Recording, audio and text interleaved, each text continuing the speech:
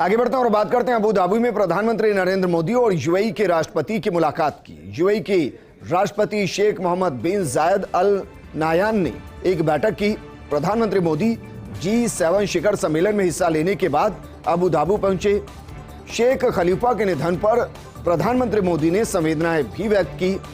UAE के पूर्व राष्ट्र और अबू धाबी के शासक थे शेख खलीफा, जिनका इंतकाल हुआ, और उनके प्रति अपनी संवेदनाओं को व्यक्त करने के लिए प्रधानमंत्री मोदी यूएई पहुंचे और दुख व्यक्त किया गया।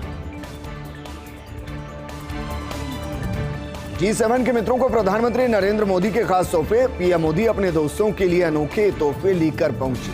पीएम मोदी ने जापान के प्रधानमंत्री को तोहफे में खास बर्तन दिए। जापान के पीएम फुमियो किशिदा को विश्व प्रसिद्ध काली मिट्टी के बर्तन गिफ्ट किए गए। दक्षिण अफ्रीका के राष्ट्रपति के लिए रामायण थीम वाली डोकरा कलाकृति गिफ्ट की गई, जबकि अमेरिकी राष्ट्रपति को दिया मीनाकारी वाला ब्रोच वो गिफ्ट किया गया। अर्जेंटीना के प्रेसिडेंट को नंदी थीम वाली कलाकृति गिफ्ट की गई। फ्रांस के राष्ट्रपति एमेनुअल मैक्रोन के लिए खास इत्र जरदोजी बॉक्स में गिफ्ट किया गया। और अब बात करते हैं महाराष्ट्र सियासी घमासान की, उससे जुड़ी बड़ी खबर। 30 जून को अविश्वास प्रस्ताव संभव है। महाराष्ट्र में प्रहार जनशक्ति दल ला सकता है अविश्वास प्रस्ताव। प्रहार पार्टी के दरअसल महाराष्ट्र विधानसभा में 2 विधायक हैं और वो अविश्वास प्रस्ताव ला सकते हैं। विधायक बच्चू कडू ला सकते हैं अविश्वास प्रस्ताव। एनसीपी का बड़ा बयान, हम विपक्ष में बैठने को तैयार, फ्लोर टेस्ट से सब तय होगा। और इसके पीछे भी दरअसल एक रणनीति है। बीजेपी नहीं चाहती कि वो अविश्वास प्रस्ताव को सीधा लाकर ये बताए कि वो सरकार गिराने की रणनीति का हिस्सा है। शिंदे गुट भी ये नहीं चाहता कि वो अविश्वास प्रस्ताव लाकर अपनी ही सरकार को गिराने की काले धब्बे को अपने चेहरे पर या फिर अपने कपड़ों पर डाले, क्योंकि शिंदे गुट अभी भी यही कह रहा है कि वो शिवसेना का हिस्सा है और वो दिल्ली नहीं जाएंगे, जाएंगे तो मुंबई जाएंगे, और वो शिवसेना के साथ अभी भी है। और दूसरी तरफ बीजेपी कह रही है कि उनका इससे कोई लेना देना नहीं। ऐसे में माना जा सकता है कि निर्दलीय या फिर जिसका हम जिक्र कर रहे हैं उसके 2 विधायक, प्रहार पार्टी के 2 विधायक अविश्वास प्रस्ताव ला सकते हैं। और यह संख्या लगभग 10 विधायकों की हो सकती है, जो राज्यपाल को पत्र लिख सकते हैं और कह सकते हैं कि सरकार अल्पमत में है, फ्लोर टेस्ट के लिए आप तैयारी कीजिए। वहीं उद्धव ठाकरे ने बागी विधायकों को चिट्ठी लिखी। उद्धव ठाकरे ने बागी विधायकों से भावुक अपील की है और कहा कि परिवार के मुखिया के रूप में मुझे आपकी चिंता है। परिवार का मुखिया होने के नाते आपकी भावनाओं का मैं सम्मान करता हूं। अभी देर नहीं हुई, आप सामने आ जाइए। आपसे अपील है कि मेरे सामने आकर मुझसे बात करें। आपकी जो भी समस्या है वो दूर की जाएगी। हम साथ बैठकर रास्ता निकाल लेंगे। आप दिल से अभी भी शिवसेना में हैं। आपका जो सम्मान शिवसेना में था वो अभी भी है, वो कहीं नहीं गया। होटल में बैठे कई बागी मन से अभी भी शिव सैनिक हैं। आप लोग कई दिनों से गुवाहाटी में फंसे हैं। कुछ विधायकों के परिजनों से मेरी बात हुई है। परिवार वालों ने आपकी भावनाओं के बारे में बताया। कई विधायक मेरे संपर्क में भी है। हालांकि इससे संजय राउत अलग तरीके के बयान दे रहे हैं।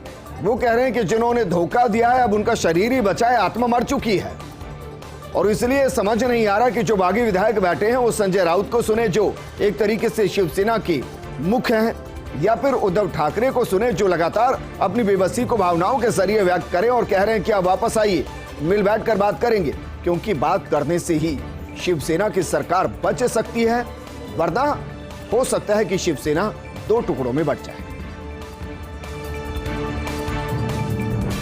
वहीं शिवसेना नेता संजय राउत को ईडी ने फिर से समन भेजा है। जमीन घोटाले मामले में 1 जुलाई को पेश होने के लिए समन भेजा गया है।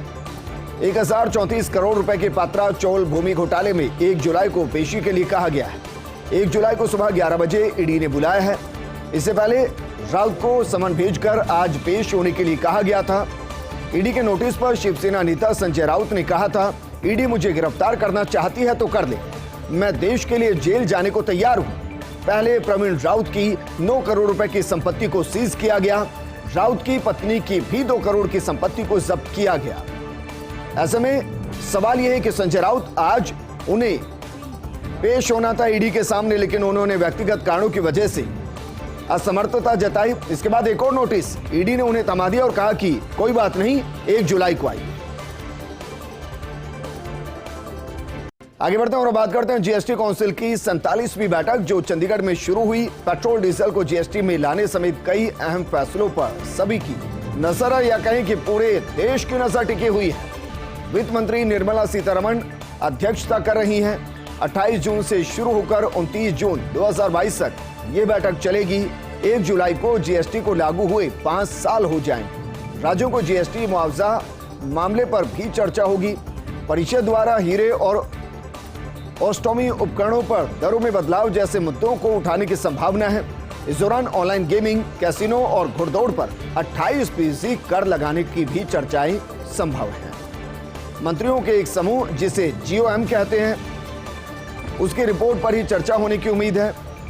पीएम के मुख्य आर्थिक सलाहकार विवेक देबरॉय का बयान आया चर्चा में। दरअसल विवेक देबरॉय ने उठाया पेट्रोल और डीजल को जीएसटी में लाने का मुद्दा। 45वीं मीटिंग में उठा था पेट्रोल डीजल को जीएसटी में लाने का मुद्दा।